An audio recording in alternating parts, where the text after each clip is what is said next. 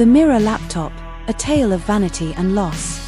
Long ago, Victor was a celebrated painter, a man obsessed with capturing beauty in its purest form. His portraits were said to hold the very essence of life, but as time wore on, Victor's greatest fear grew stronger: aging. In his desperation to preserve his youth, he made a dark bargain with a demon of vanity. In exchange for eternal life, Victor would feed the demon by stealing the souls of those whose beauty he once immortalized on canvas. Over the centuries, his methods evolved, from paintings to photographs, and now, in the digital age, through technology. Fast forward to the present, Alana was an aspiring YouTuber. She had spent years perfecting her craft, pouring hours into her videos, yet her channel barely grew. She watched others rocket to fame while she remained stuck in obscurity. Desperate for her big break, Alana attended CreatorCon, a local YouTuber conference, hoping it would be her golden ticket to the spotlight. Amid the bustling crowds and flashy booths, a mysterious man caught her eye. Dressed in sleek black, with an air of otherworldly charm, he seemed to draw people in without saying a word. His name was Victor, and his presence was magnetic. He claimed to have helped countless creators rise to success, though he said little about how. After his panel, he approached Alana personally, his voice as smooth as velvet. "You've got potential," Victor said, his eyes locking on hers. "But you're missing the right tools." Without another word, he handed her a laptop. It was jet black, with a shimmering silver emblem on its cover. The machine seemed to hum with a strange energy. "This will change everything," he whispered, his smile both alluring and unsettling. "Just remember, success comes at a price." Alana hesitated but felt drawn in by Victor's charm and the promise of her dreams finally coming true. She accepted the laptop, feeling its cold surface against her palms. "Thank you," she muttered, though a quiet unease lingered.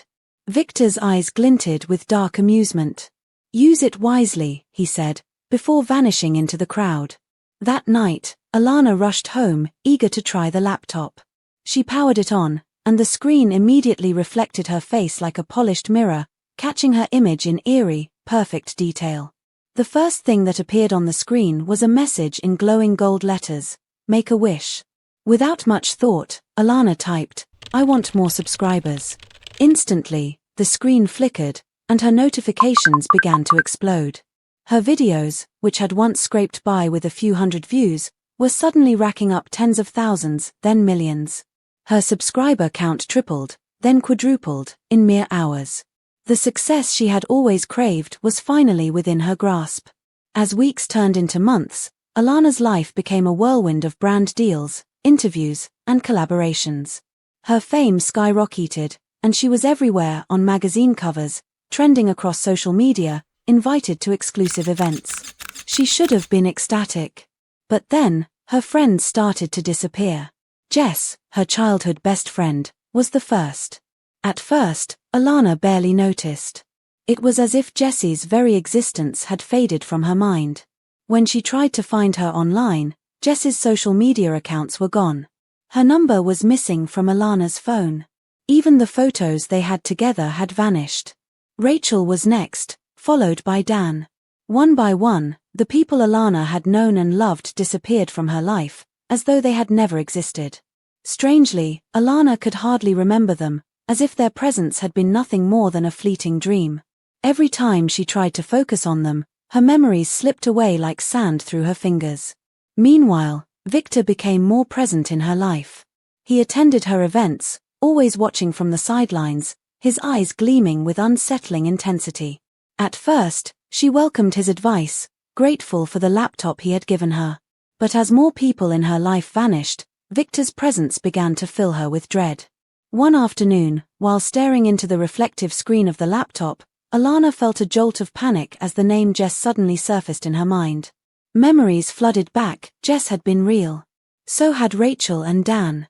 Desperately, Alana tore through her apartment, searching for any trace of her old life. She opened drawers, overturned boxes, and finally, in a dusty corner of her closet, she found an old phone. Turning it on, she was bombarded by photos of her and her friends, laughing, smiling, together. They had been real, but why couldn't anyone else remember them? Frantic, Alana searched for them, asking mutual friends, but no one seemed to recall their existence.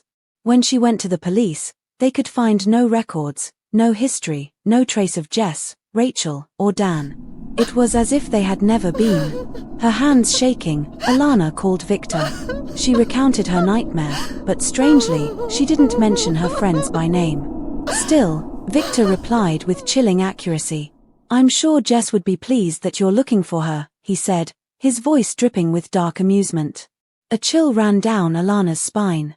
"What the hell are you talking about?" she demanded. Victor's smile deepened.